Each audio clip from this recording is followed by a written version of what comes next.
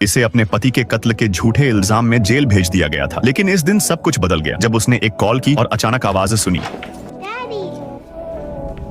निक?